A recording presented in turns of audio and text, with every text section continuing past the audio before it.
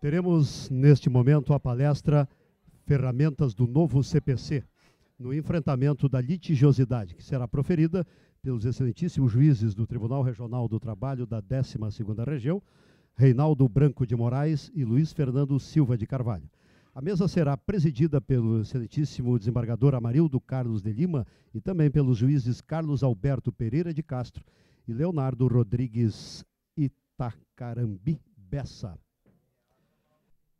Boa tarde a todos. Em primeiro lugar, gostaria de agradecer o convite que a escola me fez para participar desse segundo módulo presencial do ano de 2017, no convite feito pela doutora Maria Leda, e sabendo da presença do colega Reinaldo no mesmo painel, não tinha como dar outra resposta que não aceitar esse convite. Cumprimento também o desembargador Amarildo, os colegas Leonardo, Carlos Alberto, servidores, colegas juízes, desembargadores aqui presentes. Uma boa tarde a todos. Em primeiro lugar, sobre o tema que foi colocado aqui, ferramentas do novo CPC no enfrentamento da litigiosidade. Então, antes de qualquer outra coisa, eu queria destacar um ponto que pode até parecer óbvio, mas até importante para delimitar o objeto desse nosso evento, dessa nossa palestra aqui. É que o CPC ele não traz uma fórmula mágica para conter, para resolver o problema da litigiosidade, mas ele pode oferecer instrumentos úteis para o judiciário, para a sociedade como um todo, tratar desse crescente número de processos e da demanda, dos desafios que o judiciário especial trabalhista nós temos vivenciado na atualidade. A concentração da solução de conflitos unicamente no judiciário, como o professor Kazuo Watanabe acabou de falar, aquela busca incessante pela sentença, não se mostra um modelo eficaz e nem mesmo sustentável. A gente já chegou num ponto limite, num ponto de saturação. No primeiro módulo da escola desse ano, nós vimos os números não só da Justiça do Trabalho aqui em Santa Catarina, mas também do Judiciário brasileiro. E vimos que, mesmo tendo um aumento na produtividade dos juízes, o passivo continua aumentando. Então, se nós continuarmos apostando nesse mesmo modelo, a solução, ela parece que não vai, uma solução eficaz a gente não vai conseguir obter. Vai ser realmente uma aposta que não vale a pena fazer.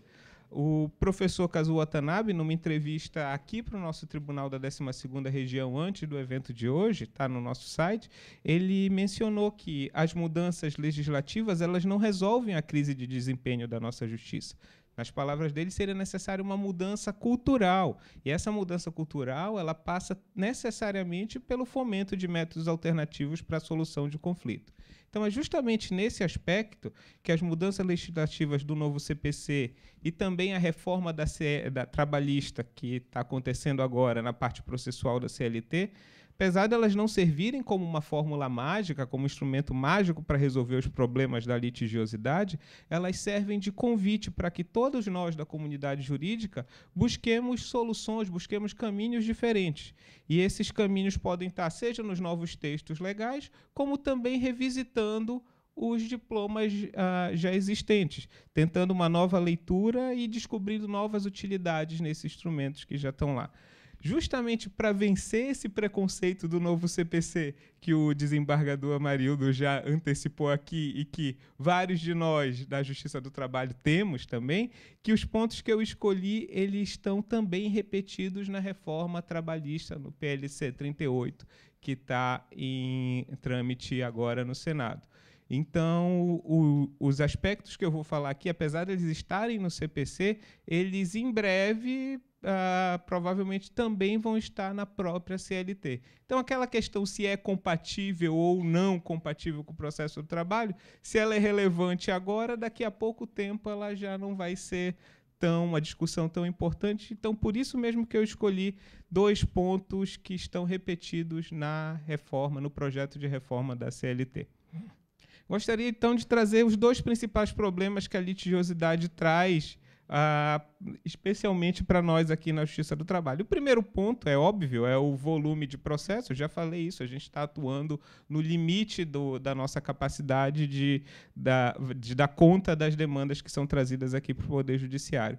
Mas eu não queria tratar só do volume de processos. Tem um outro problema também que é muito relevante, na minha opinião. A quantidade de pedidos em que a decisão do juiz não parece ser essencial. Nós julgamos vários pedidos que poderiam ser resolvidos de um outro modo. Sejam aqueles pedidos em que o réu sabe que deve, exemplo, um depósito o autor pede o FGTS não depositado, o réu realmente não depositou. Será que seria necessária a intervenção do Estado juiz num processo de cognição, numa ação condenatória, para resolver esse tipo de problema e que, na verdade, não existe nem mesmo uma defesa factível ou viável da outra parte? Será que realmente esse tipo de demanda tem que estar na Justiça do Trabalho? E, por outro lado, são aqueles pedidos aventureiros, aqueles pedidos em que o autor, já sabendo que não vai pagar custas, que não paga honorários, e que tem outros pedidos, outras pretensões em que provavelmente ele vai ganhar, ele acaba juntando outros pedidos, não gosto de usar o termo temerário, mas vou usar aqui, né, essas postulações temerárias. E a nossa CLT, atualmente, ela não tem um mecanismo eficaz que dificulte ou que impeça esse tipo de postulação. Eu trago como, por exemplo, aqui o pedido de indenização por dano moral pelo não pagamento dos reflexos de uma participação nos lucros e resultados no FGTS. O autor entende que a PLR que ele está recebendo teria natureza salarial. Isso é uma pretensão que foi o que o motivou a levar a procurar o Poder Judiciário. Mas, além disso, ele inclui o pedido do dano moral por não ter recebido o reflexo dessa PLR salarial no FGTS. E isso talvez, como alguns já podem estar antecipando, acaba sendo uma estratégia para facilitar o acordo. Mas até que ponto isso não gera um descrédito moral e ético para a própria atividade jurisdicional? Então, principalmente na Justiça do Trabalho, esses dois pontos estão muito ligados à nossa característica específica, que é a acumulação objetiva. Então, a gente não tem processo só com um pedido, como regra, a gente acaba tendo vários e vários pedidos, né? Então, exatamente com esse espírito e com foco nesses dois problemas, que eu trouxe alguns pontos que o novo CPC trata e que estão repetidos na reforma trabalhista e que merecem um olhar, acredito eu, um pouco diferente, até para a gente tentar imaginar que tipo de consequência isso pode ter depois que a reforma trabalhista vier a ser promulgada. É quase que uma antecipação de uma discussão de um módulo futuro que provavelmente a gente vai ter aqui na escola com base na reforma trabalhista depois dela vir a ser aprovada. O primeiro ponto, então, seria a indicação do valor dos pedidos na petição inicial. Aqui no TRT da 12ª Região, atualmente, o nosso panorama regional é quase que uma liberdade que o advogado tem para escolher o rito processual. Mesmo que o valor da causa não corresponda ao valor das pretensões trazidas na inicial. Tenho, por exemplo, um contrato de trabalho de 1 ano com salário de R$1.000, estou pedindo só verbas rescisórias e, para não ter que fazer a liquidação dos pedidos no rito sumaríssimo, eu coloco 40 mil do valor da causa. Esse é pelo menos nas várias que eu atuei, que eu tenho acompanhado aqui na 12ª Região, tem sido o panorama regional, a tese que mais prevalece aqui na 12ª Região. Mas em outros regionais, mesmo antes do novo CPC, e cito, por exemplo, o exemplo TRT da 8ª Região, eles trabalham com uma outra concepção para essa leitura do valor dos pedidos. Eles entendem que o rito não é de livre escolha da parte, ele depende necessariamente do valor dado à causa. E, então, desde a mudança da lei do rito sumaríssimo em 2000,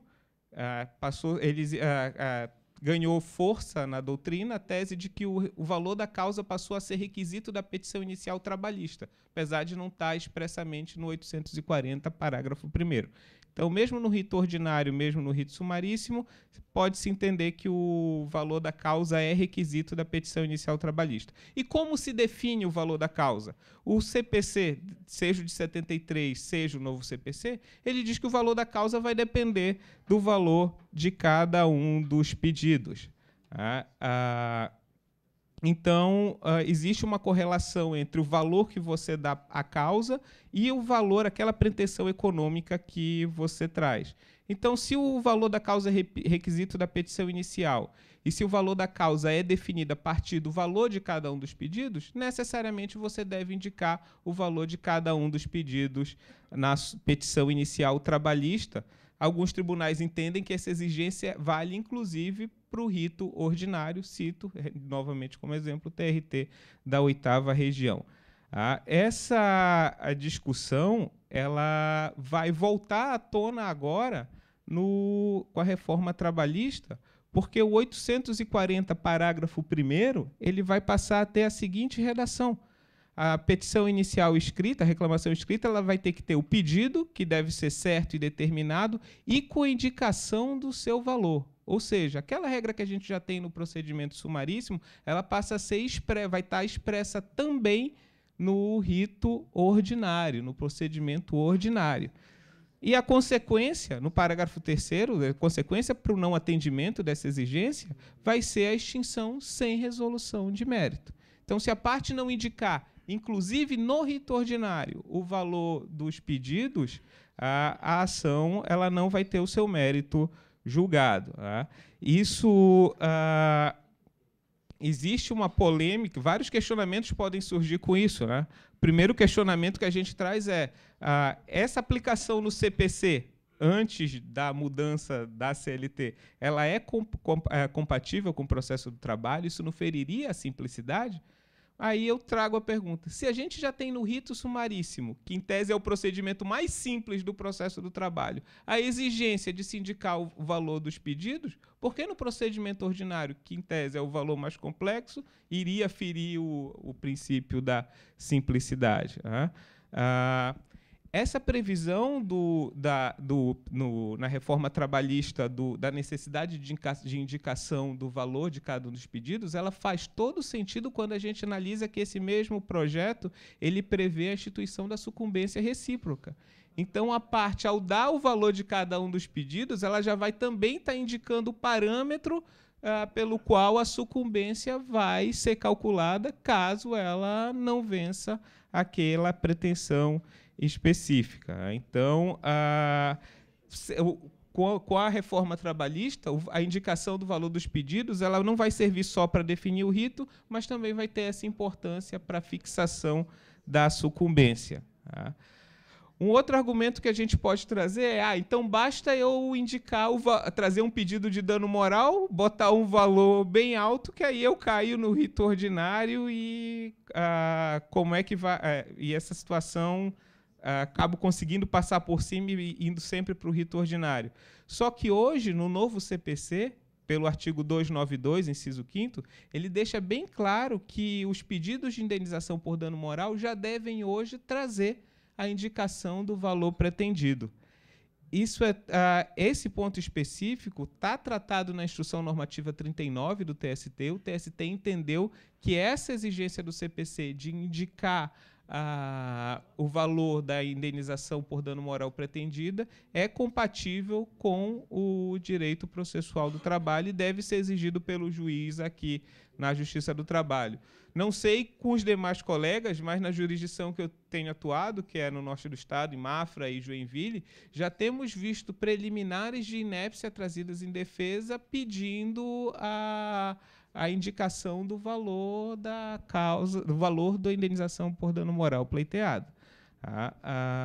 Um outro argumento que a gente pode trazer aqui para o processo do trabalho é o fato de que, nas causas trabalhistas, o trabalhador nem sempre tem todos os documentos necessários para quantificar a pretensão dele, o pedido.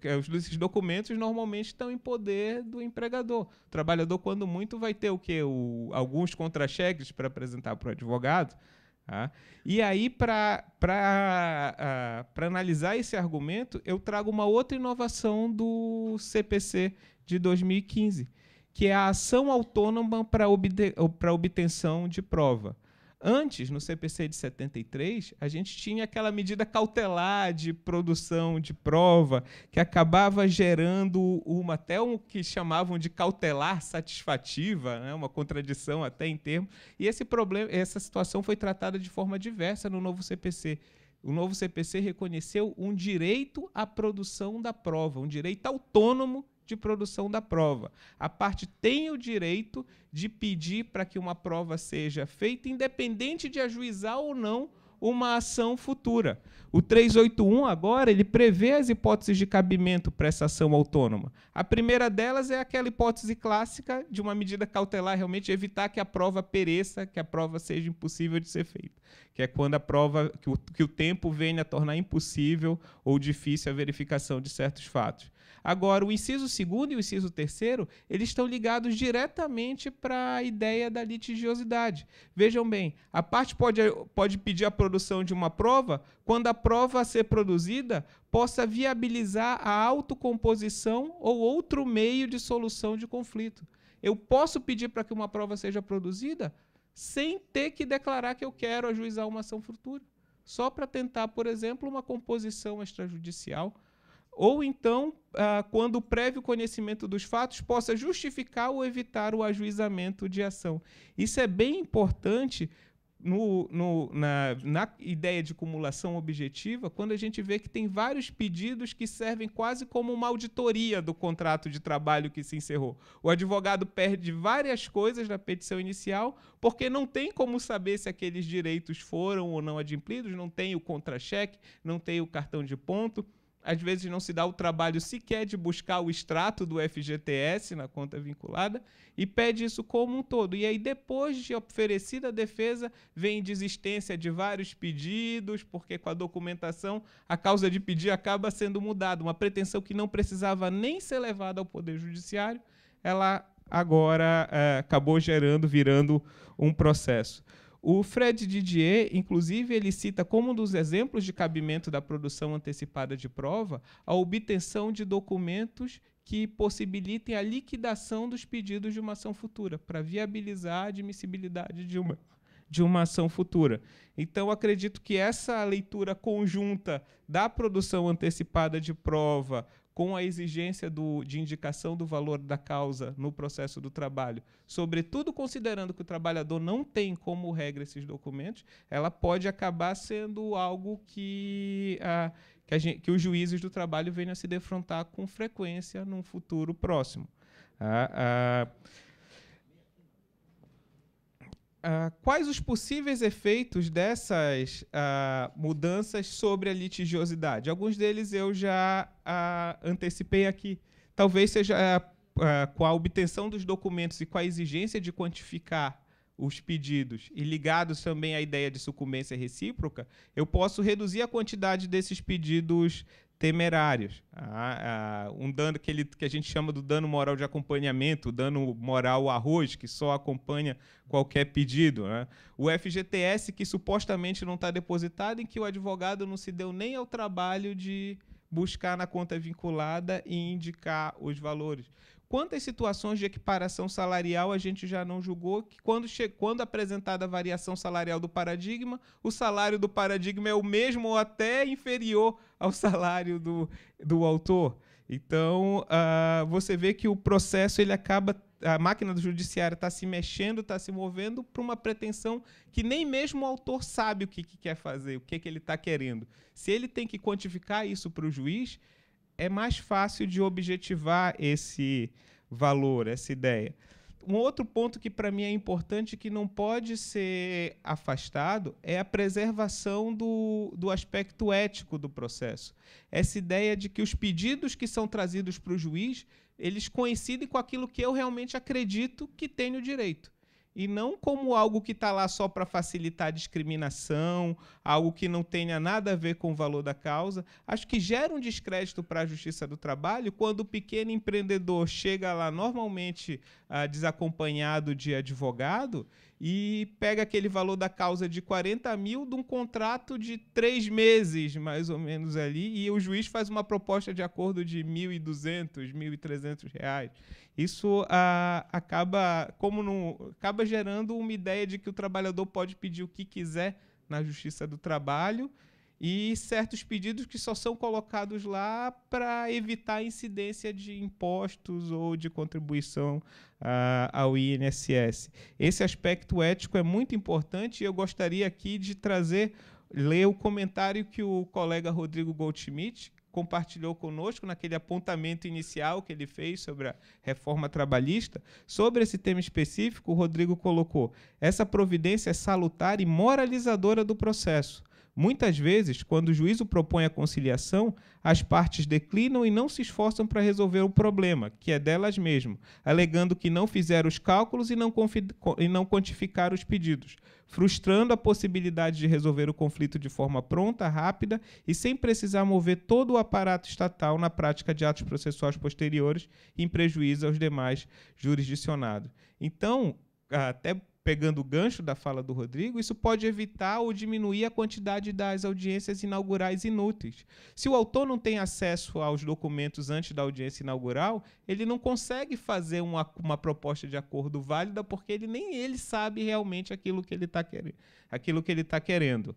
E quantas horas todos nós, juízes de primeiro grau aqui, perdemos em audiências inaugurais que a gente faz um trabalho meramente burocrático de receber a defesa e perguntar se tem acordo. Não, só vou ter proposta depois de eu olhar os documentos com a defesa. Isso tem custo não só para nós, juízes, mas para a sociedade como um todo. Esse tempo talvez podia estar sendo melhor investido, melhor gasto na solução de conflitos reais em que a manifestação do juiz, do Estado juiz, seja essencial e necessária. Tá? Por outro lado, o fato do trabalhador ter também acesso aos documentos e conseguir indicar o valor para cada uma das pretensões que leva ao juízo, ela viabiliza a utilização dos meios alternativos para a solução de conflito, meios extrajudiciais, seja a polêmica arbitragem, que também vai estar prevista agora na reforma trabalhista para os trabalhadores que tenham um padrão salarial um pouco maior, seja pela utilização da mediação, dos centros de conciliação, que estão sugeridos também no novo CPC, e que, apesar do TST inicialmente, na Instrução Normativa 39, ter colocado um freio para esses centros no primeiro grau, nos dissídios individuais, acredito que, com o tempo, essa resistência vai merecer uma revisão e a gente vai reconhecer a necessidade, sim, desses centros de composição também para os dissídios individuais trabalhistas e também para o outro ponto que já tivemos a chance de discutir na nossa lista interna de e-mail, que é a ação de homologação de acordo extrajudicial. Essa ação de homologação de acordo extrajudicial já constava do CPC revogado no artigo 475-N, inciso 5º, está repetido no novo CPC, agora como um procedimento de jurisdição voluntária, e vai estar expressamente previsto na CLT após a reforma trabalhista que está em trâmite no Congresso. Então, o que é importante dessa ação de homologação de acordo extrajudicial? As partes fazem o acordo fora do judiciário e se dirigem ao Estado juiz para buscar a homologação daquele acordo com toda a proteção que uma decisão judicial homologatória confere para aquele instrumento. Se é cabível ou não ao processo do trabalho, essa discussão tende a ficar secundária quando esse instrumento vier na CLT. Pessoalmente, já tive a chance de conversar com o Reinaldo, eu entendo que esse é um instrumento aplicável já agora ao direito processual do trabalho, por força do Código de Processo Civil. Mas esse procedimento tem críticas, e eu tomei a liberdade de pegar alguma das críticas que os colegas expuseram na discussão por e-mail e compartilhar aqui nesse momento. Uma das críticas comuns é que não há litígio, não teria lide. Se não há litígio, qual que é a razão do Estado ser chamado? Mas essa ação de homologação de acordo extrajudicial, ela realmente não necessita do litígio, porque ela é um procedimento de jurisdição voluntária. Se não tem aquele conceito de pretensão resistida, o conceito sociológico de lide. As partes estão buscando o Estado juiz para dar um efeito qualificado para aquela transação extrajudicial que elas fizeram.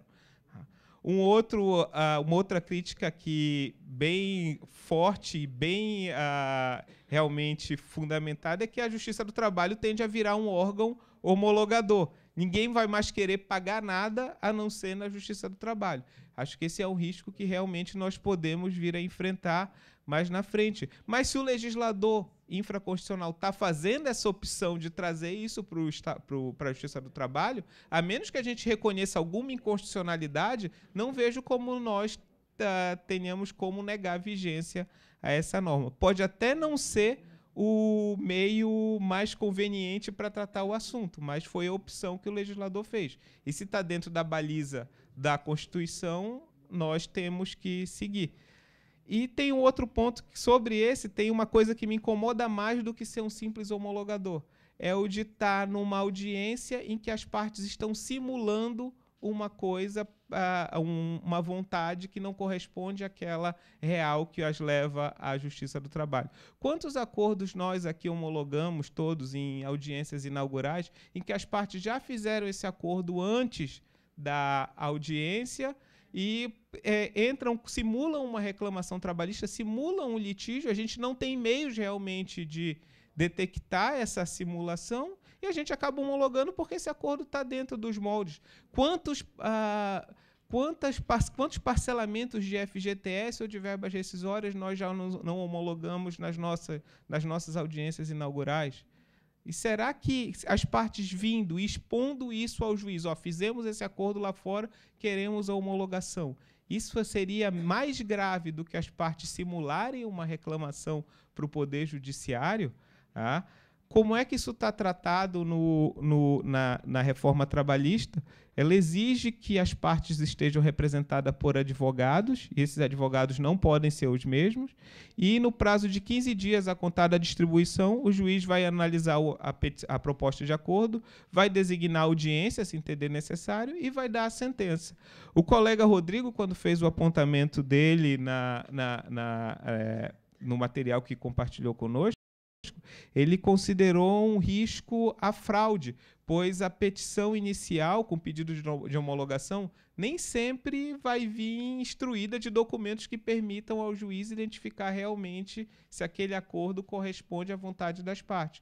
Mas o juiz tem poder, nessa análise da petição, de solicitar os documentos necessários, de marcar a audiência e conversar com as partes para identificar os motivos que as levaram ao acordo e, se for o caso, negar a homologação àquele acordo. E nisso a reforma é até bem interessante. Ela diz que, uma vez protocolizado o pedido de homologação de acordo extrajudicial, o prazo prescricional fica suspenso.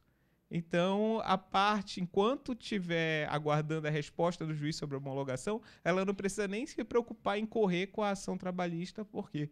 Porque o prazo prescricional não vai estar correndo nesse período, só vai voltar a correr depois do trânsito em julgado da decisão que negar a homologação. E, repito, a mesma cautela que a gente tem para um acordo em uma ação inicial que também não vem com muitos documentos, a gente vai ter que ter também nesse pedido de homologação de acordo extrajudicial. Por último, o outro ponto é a amplitude da quitação. Se esse tipo de acordo pode dar uma quitação geral do contrato de trabalho. Esse vai ser, eu acredito que seja um assunto bem polêmico. A princípio, minha posição atual é no sentido de entender que é possível, sim, que o juiz, analisando a situação concreta, dê a quitação geral do contrato de trabalho naquele acordo, desde que acompanhado da vontade das partes. Até porque, se a comissão de conciliação prévia pode dar esse tipo de quitação ampla, por que o juiz, em procedimento de jurisdição voluntária, não poderia fazê-lo. Enfim, esses mecanismos, eles não vão resolver o nosso problema de litigiosidade. Talvez eles até criem novos problemas para nós, mas acredito que pelo menos eles servem para moralizar um pouco a forma pelas quais as pretensões trabalhistas estão sendo levadas a nós aqui na Justiça do Trabalho.